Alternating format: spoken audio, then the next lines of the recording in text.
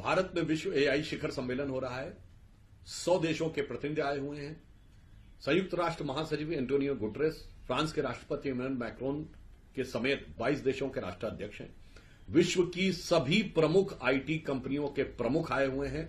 अर्थात Bharat artificial intelligence के मुख्य संवाहक, आयोजक और अग्रणी राष्ट्र के रूप में स्थापित होता हुआ दिखाई पड़ रहा है। यह हर भारतीय के लिए एक उत्साहित और आनंदित करने वाला सुखद गौरवशाली क्षण है, परंतु यह कुछ लोगों के लिए अचंभित और आश्चर्यचकित करने वाला भी हो सकता है, क्योंकि इसी देश में एक वित्त मंत्री ऐसे थे जिन्होंने संसद के पटल पे कहा था कि भारत के लोग तो नई टेक्नोलॉजी सीखने की क्षमता नहीं रखते, उनके अंदर की योग्यता कम है, इसलिए वो डिजिटल ट्रांजैक्शन जैसी चीजों को भी कैसे समझ सकेंगे।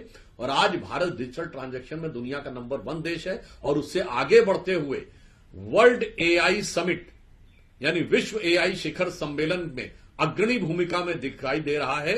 यह प्रधानमंत्री श्री नरेंद्र मोदी जी की दूरदर्शी और कुशल नेतृत्व के कारण संभव हुआ है और इसे साकार करने के लिए आईटी मिनिस्टर अश्विनी वैष्णव जी और उनकी टीम ने प्रधानमंत्री जी के इस संकल्पना को साकार रूप देने में बहुत अच्छा सराहनीय प्रयास किया है।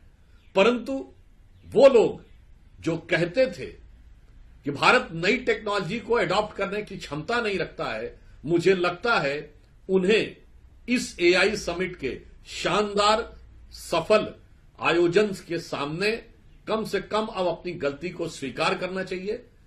यह समकालीन भारतीय इतिहास के सबसे गौरवशाली क्षणों में से एक है और अमृत काल में भारत विश्व का टेक्नोलॉजी में और सबसे नवीन टेक्नोलॉजी में नेतृत्व करने की क्षमता रखता है, एक अग्रणी भूमिका निभाने की क्षमता रखता है। यह उसका प्रमाण है और इसके लिए हम प्रधानमंत्री श्री नरेंद्र मोदी जी के प्रति आभार व्यक्त करते हैं पार्टी की तरफ से।